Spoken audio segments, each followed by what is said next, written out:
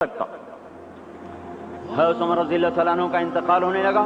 عمر بن عبدالعزیز 12 بیٹے، مسلمہ بن عبد الملک ان کے صالح کہنے لگے امیر المومنین آپ نے بچوں پہ بڑا ظلم کیا ہے۔ کہنے لگے کیا ظلم کیا ہے؟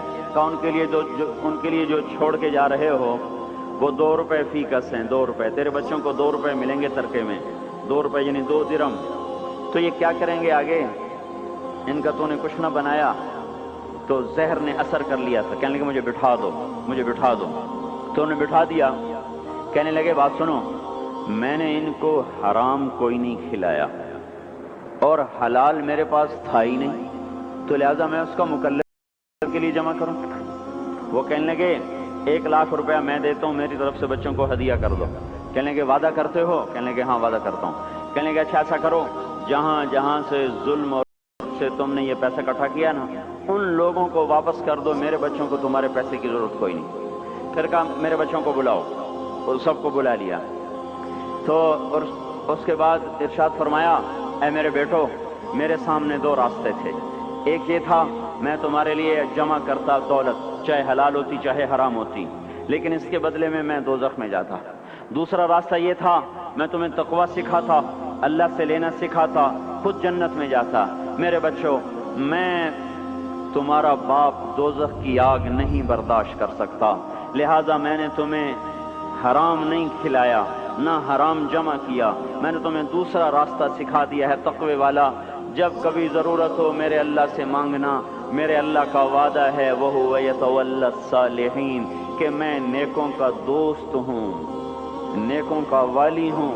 اگر پھر اپنے صالح سے کہا مسلمہ اگر یہ میرے بیٹے نیک رہے تو اللہ انہیں ضائع نہیں کرے گا، اور اگر یہ نافرمان ہوئے تو مجھے ان کی ہلاکت کا کوئی غم کوئی نہیں ہے۔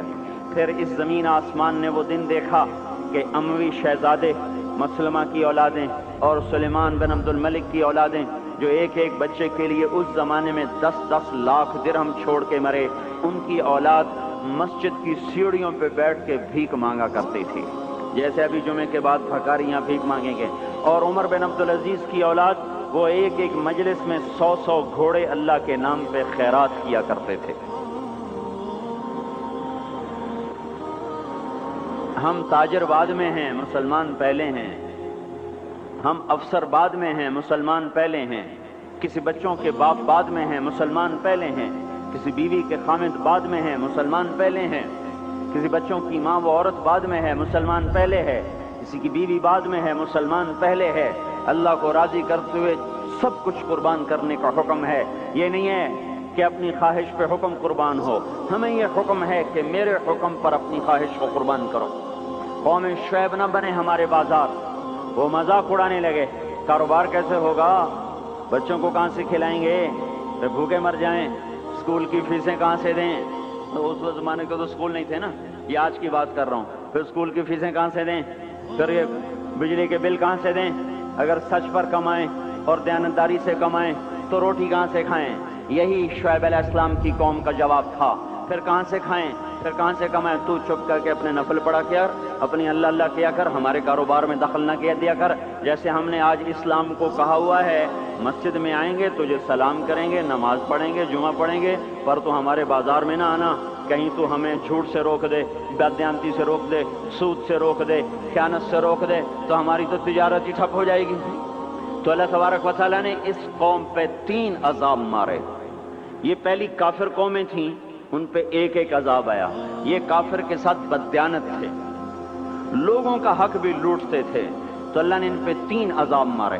اخذفہم الرجفۃ زلزلہ، اخذ الذین ظلموا الصیحۃ چیخ، اخذہم عذاب یوم الذلہ بارش، کس چیز کی؟ انگاروں کی بارش۔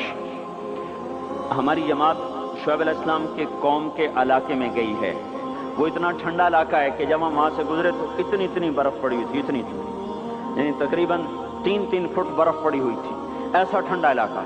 اللہ نے ایک گرم ہوا بھیجی، وہ جھلس گئے، تڑپ گئے، آبلے پڑ گئے۔ تو اس کے بعد ایک قدم ہوا ٹھنڈی ہوئی تو سارے بھاگ کے باہر آئے کہ شکر ہے ٹھنڈی ہوا آئی، اوپر سے بادل آیا تو شکر ہے بادل آیا، اس کا ساتھ ہی زمین میں زلزلہ آنا شروع ہوا، اور اس کے اوپر فرشتے کی چیخ آئی اور اوپر وہ بادل کالا ایک دم سرخ ہو گیا، پھر اس میں سے ایک دم بڑے بڑے انگارے برسے اور ساری شعیب علیہ السلام کی قوم کو اور مدین کی منڈی کو اللہ نے جلا کے راکھ کر دیا۔ اگر یہ بازاروں والے توبہ نہیں کریں گے تو مجھے ڈر ہے کہ کہیں ان منڈیوں پر بھی وہ انگارے نہ برس جائیں جو مدین کی قوم پہ برسے تھے۔ اللہ تعالیٰ کی کسی سے رشتہ داری کوئی نہیں ہے، اور حضور پاک صلی اللہ علیہ وسلم نے بھی خود کہا کہ وَلَا يَبِيتَنَّ أُنَاسٌ مِّنْ أُمَّتِي عَلَىٰ أَشَرٍ وَبَطَرٍ وَلَهْوٍ وَلَعِبٍ فَيُصْبِحُوا قَدْ مُسِخُوا قِرَدَةً وَخَنَازِيرَ بِاسْتِحْلَالِهِمُ الْمَحَارِمِ وَأَكْلِهِمُ الرِّبَا وَشُرْبِهِمُ الْخُمُورِ وَاتِّخَاذِهِمُ الْقَيْنَاتِ وَقَطِيعَتِهِمُ الرَّحِمِ۔ ایک زمانہ آئے گا میری امت بڑی عیاش ہو جائے گی، بدمعاش ہو جائے گی، ناچ گانے کی رسیہ ہو جائے گی، گانے بجانا ان کی گھٹی میں پڑ جائے گا، اور اس حال میں ایک رات ایسی آئے گی کہ رات کو انسان سوئیں گے، صبح اٹھیں گے تو بندر اور خنزیر ہوں گے، اور یہ اس وجہ سے ہوگا کہ انہوں نے حرام کو حلال کر دیا ہوگا، باستحلالہم المحارم، انہوں نے حرام کو حلال کر دیا ہوگا، وَأَكْلِهِمُ الرِّبَا، اور سود کو ڈٹ کے کھاتے ہوں گے، وَلُبْسِهِمُ الْحَرِيرِ، اور مرد ریشم پہنیں گے، سونے کی انگوٹھیاں، سونے کی چینیں نوجوانوں نے گلے میں لٹکائی ہوئی، سونے کی چین، سونے کی انگوٹھی، یہ کون سی لذت ہے اس انگوٹھی کے پہننے میں جو اللہ کو بھی للکارا ہوا ہے اور اس کے رسول کو بھی للکارا ہوا ہے۔ آپ نے ایک دفعہ ارشاد فرمایا کاش میری امت کے نوجوان ریشم استعمال اور سونا استعمال نہ کریں، یا لیت امتی لم تلبس الذہب، کاش کہ میری امت سونے کا استعمال مت کرے۔ اب بتاؤ دیکھو کتنے ہیں نوجوان جو ایسے شوق میں، کچھ کو پتہ ہی نہیں کہ یہ اتنا بڑا حرام ہے، جن کو پتہ ہے تو نہ اللہ کا پتہ ہے، نہ روکنے والے کا پتہ ہے، نہ اس کی سزا کا پتہ ہے، لہذا چل رہی ہے گاڑی۔ تو یہ کس پہ ہوگا کہ حرام کو حلال کر دیں گے، سود کو کھائیں گے، ریشم پہنیں گے، سونا پہنیں گے، شراب پئیں گے اور گانے بجانے میں مست ہو جائیں گے، اور رشتے ناتوں کا لحاظ ختم ہو جائے گا، ماں باپ کی تمیز ختم ہو جائے گی، بھائی بہن کی تمیز ختم ہو جائے گی، بڑے چھوٹے کا وقار ختم ہو جائے گا۔ جب یہ ہوگا تو یہ بھی ہوگا کہ یہ بندر اور خنزیر بنا دیے جائیں، اور یہ تو قرآن کہہ رہا ہے، وہ اللہ کا رسول جو ساری امت کے لیے روتا روتا روتا دنیا سے اٹھ گیا۔